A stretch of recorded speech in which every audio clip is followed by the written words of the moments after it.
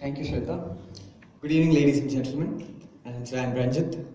I did my MPhil in the University of Cambridge in 2009, thanks to the Chevening scholarship. And I've been given 5 minutes, so I'll make things short and very crisp. Well, all of us know what the UK is, right? It's a place which unleashed the Industrial Revolution. It's a great place to live in. Today, it's the epicenter of our great Commonwealth.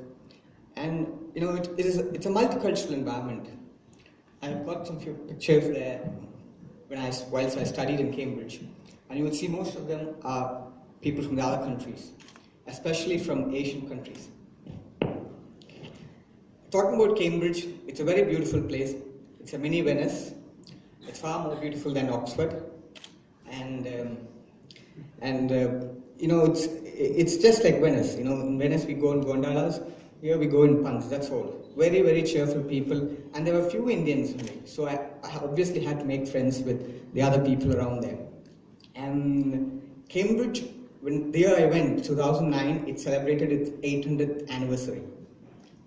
2009 was the 800th year of the final of the university, and my course was based in the physics lab. It's called the Cavendish lab, and I think people might know what the Cavendish lab is about. It's the founding place of quantum mechanics. Every room in the Cavendish lab has a Nobel Prize winner. Almost 20 Nobel Prize winners are there. So I had the chance of doing an MPhil there in micro and nanotechnology, and a chance of working with the Judge Business School as well, because part of the course was there. And that's about it. Cambridge is a very beautiful place, a small city, great people. And when I stayed there, 2009 was the year when we had this problem of racial abuses in Australia. Indian students were killed there, and in Glasgow as well. But let me tell you of my personal experience.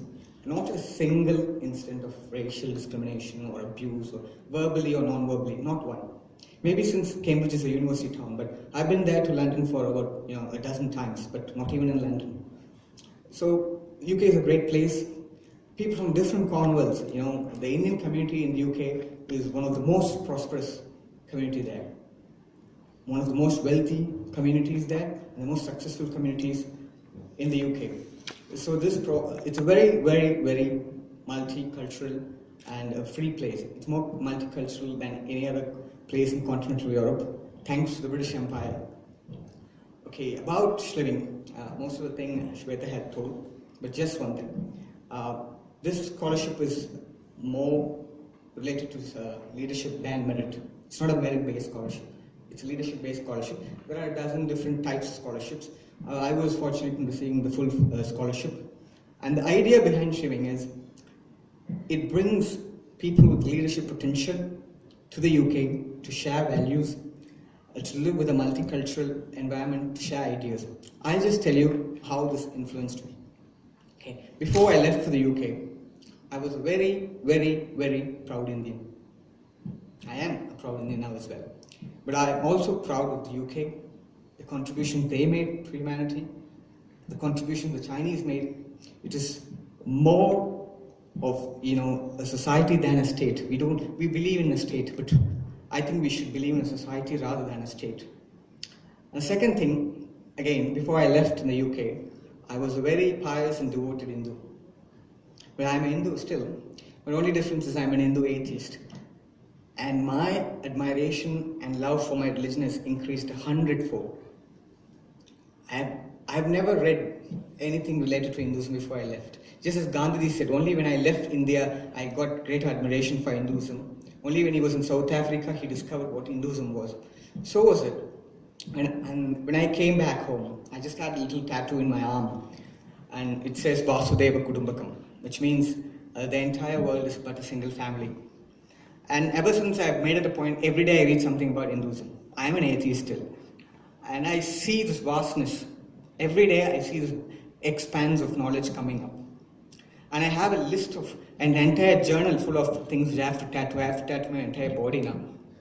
So that is what it gave me. It gave me a sense of internationalism. It's not Indian or it is not Pakistani. I had beautiful friends, Pakistani friends, when I was in the UK. It gives you a chance to break the borders. Today, what kind of society we are living in? It's polarized. Almost even the media is now polarized, right, left, center. And there's a global deficit of leadership.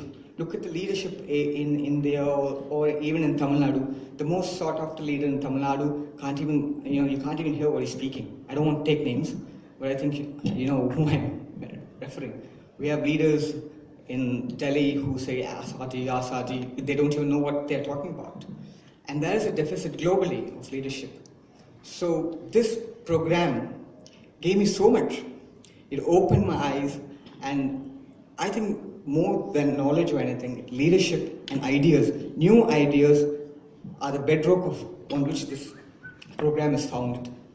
And I'm very thankful. I'm from a little village, almost tucked away in the Western Ghats. It's called Kottur Malayandipatnam. I don't know how many of you know it. Okay, and I come from there. So I went to Cambridge. It does not matter whether in Kottur or Cambridge or Coimbatore. It just matters what you have for humanity. And that's more important. And I'm very thankful to the Foreign Office, because without this scholarship, I wouldn't have made it to Cambridge. It's really expensive, so I wouldn't have made it. I'm grateful for it, and I think I'll end my case here. I don't want to bother you much. Thank you.